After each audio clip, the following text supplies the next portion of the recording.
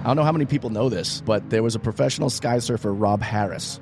He was like a world champion skysurfer, did like base jumping and bungee jumping, all the extreme sports. And his family and friends, he never wanted to worry them. So whenever he would do like a daredevil stunt, he would always tell his friends and family after it already happened.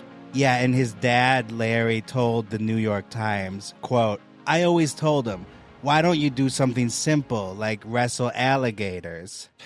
What? Or stingrays. Yeah, wrestle stingray. Ask the crocodile hunter about that one. Crocky. He can't because he's no longer with us. Yeah. So this was back in 95 when, you know, maybe things weren't as stringent. It was a little more run and gun, a little more loose with the rules. A 4,000-foot vertical drop. Tried that. All while slamming a do. Oh yeah, no chute. Just kidding. Yeah, so it was crazy. This whole idea of this Mountain Dew commercial, people will probably remember this. It was based around 007. There was a 007 movie that came out. GoldenEye. Okay, Pierce Brosnan, yeah. Name's Bond. James Bond. Yeah, so they're doing a cross-promotion with 007 for GoldenEye, and the whole thing was that Rob Harris, this champion professional skydiver, was 007 in the actual commercial. And he's in a plane that's going down. So he's got to jump out and... He's wearing the tuxedo like Bond. Yep. They got the whole thing. Let's play the commercial here.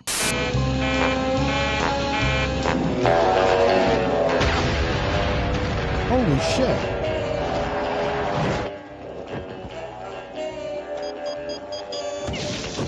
I kind of remember this commercial. Yeah. Huge budget, clearly.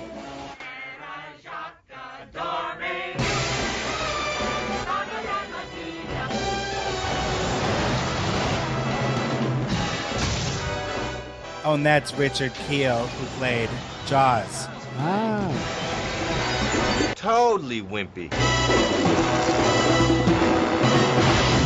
Whoa. Shaken, not stirred. Yeah, there's always guys with winter hats like, yeah, man, we're fucking extreme. Yeah. It's cool. It's the 90s. Hell yeah. You know they're wearing Jinko jeans, too. They all look like Dan Cortez. Oh, yeah. I forgot about Dan Cortez. Yeah, he seems like this is like his demo. This is also him. I wonder if any of those guys were famous X Games people. I don't think they were. I think they were just actors. I think the thing about these commercials, you know, I still, to this day, they do shit like this. They're all non-union, a lot of them. Yeah. And so you can get away with a lot more dangerous shit. Like, they don't have the rules and regulations some of the, like IATSE and SAG and like some of the other, like DGA have in place that actually you wouldn't see more dangerous sets, but I think that's why commercials can be dangerous. Yeah. So what happens is he's in the plane, he jumps out, the plane explodes, and he pulls a parachute, and then he's looking at his watch, and he cuts the parachute and lands on a snowboard. But in reality, they made him cut the parachute and then pull the second one, which is risky in itself anyway. Yeah, they say that he grabbed the wrong handle. Yeah. And released his main parachute instead of the canopy. Yeah. This is tragic in the same way that the Twilight Zone one is, because they had already filmed the commercial. It was done. But they were like, we could get like a better shot of you cutting the cord and landing on the snowboard again. So in reality, he's got to jump out of the plane, pull the cord, let that parachute go, and then pull another one and land safely. Oh my God. Like, I would be like, fuck you. But you feel bad because you're like, oh, well, I want to get another job. Yeah, these guys are paying me. Yeah, they're paying me, and, you know, they want to do it again, so I want to. To be fair, though, he had done this nearly 2,000 times. Yeah. Okay. And he's a world champion. He's the best in the world at pretty much what he's doing here. So this is something he did all the time, and he would do advertisements. He jumped out of a plane with a pizza box, and they took pictures of him and everything. That's awesome. So, yeah, he was great at what he did, and it's just so annoying that they were like, okay, the commercial's done, but we could get a better shot of that, so why don't you come back? And when he pulled the first parachute, he didn't realize, like you said, he pulled the wrong one. Yeah. And so he ended up hitting the ground because he was freaking out trying to get the second one done, even though that's what he pulled first. So it never properly inflated. Yeah. And then his partner, Joe Jennings, the guy that's filming him all the time, Because you got to wonder, Yeah, how do they get this footage? Yeah, who's shooting this? Yes. Well, there's Yeah. another guy there with the camera, and that was his buddy, and they had worked together for years. And he said, quote, "It was just so incredible that this person, with whom my entire experience for 3 years was all movement, and here he wasn't moving anymore." So he's just watching this go down, horrified, because his parachute is fine. Yeah. So he's just floating to safety, and then he sees his friend just crash. Oh, that's brutal. Just dead weight, just going directly to the earth and just hitting it. Yep. Yeah. Oh man. And people were furious when they started hearing about it through the news and stuff. So there was like a big pushback against this commercial because people believed that the footage that was used from the day that he died. Yeah. And Should we go over the Snopes thing? Yeah. Was footage of a fatal skydiving accident included in a Mountain Dew commercial? And they say false. Which is even more infuriating because the commercial was fine without whatever the fuck they wanted to put in. It's like, that's what they used anyway. Yeah. It's they had it. They had Yeah. it, you know, but It was fine. but some of these directors are just like painstaking, like, you know, perfectionists. Not because it affects them in any way. Yeah, exactly. But because they don't care what they do to some of the cast and crew because they know they can exploit them, and that's what I think like has been happening in Hollywood since the dawn of, you know, it started. Yeah. You know, that people have been exploited. People like died on sets, and you know, like way more in the earlier days, but Yeah. it still happens here and there. Clearly a big budget though. Like, why even bother going off an actual plane again? You got to hire a pilot, got to rent the plane, got to put them up for lodging, get food for everybody for the day, got to get the cameras rented, everything, all that. So much money going into it. They could have gone to a soundstage for 3 seconds with a green screen and Yeah. just filmed that clip coming off, and that's it. Yeah. Crazy. Yeah, Snopes says that some of the footage from earlier in the shoot from another day obviously was included, Yeah. but nothing from the final fatal jump. Yeah. And then a few months later, PepsiCo, which owns Mountain Dew, they asked Rob Harris's parents, who lived in Manhattan Beach, California, if they would consider approving the spot, which would not include his final jump. And Harris's mother said, if it was up to us, we wouldn't have allowed it because it hurt us. But in the end, they approved, saying Rob would have wanted it, and his friends really look forward to seeing it. And then she added, and so do we now. Yeah. So they came to terms with it. Yeah. It's crazy because I didn't realize until I was looking this up that they made him jump from so low too. Like normally where you want to jump out minimum is like 10,000 feet. They made him jump from 5,000 feet. Man. And so, yeah, they said his parachute lines became tangled and he was unable to deploy his reserve in time, ultimately falling to his death. Wow. Yeah. Those last moments, I always think about that when you see, you know, there's some other accidents that have been similar. Yeah. Where the parachute didn't work and people were filming themselves. Mm-hmm. I just can't imagine what's going through your head those last moments when you're falling. Oh, there's one guy, I saw him. He was on one of those shows for like Dr. Phil or something, but it was like near-death experiences, and he had a parachute that was spinning around, and he didn't know what to do, and he was falling to his death ultimately, thinking, fuck, I wish I had like cancer or something, a long, drawn-out death instead of one that's instant, because you get to say goodbye to everybody. Yeah. Right. So, yeah, that was his biggest thing, was like, fuck, are you kidding me? This is how it's going to happen? Well, it's always such a weird freak thing. You think you have it, but when you got to realize when you're up in the air, like nothing is a sure thing. Yeah. Any little thing could happen, and if you do it long enough, it makes your possibility. It's slim, but it's still a possibility. Yeah. It seems counterintuitive, but the higher you jump from, or the higher your plane is or whatever, if you're in the air doing any sort of activity, the higher up you are, the safer you generally are in case something goes wrong.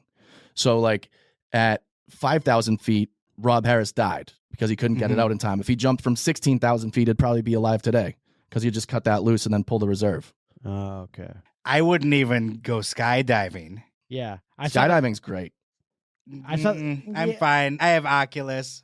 Oh, I haven't told this story on the podcast, I don't think. Oh, Which let's one? hear it. So my uncle took me skydiving for my 18th birthday, and then I took my friends by myself when I was 19 the next year. Mm-hmm.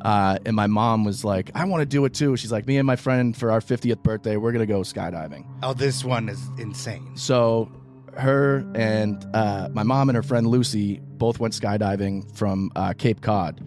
And for 2 weeks, like, my mom couldn't stop talking about how great of an experience it was. She's like, oh my God, this guy I went with who was my instructor, and like, you have to go tandem when you don't have a license. So you have to have someone attached to you when you skydive starting out.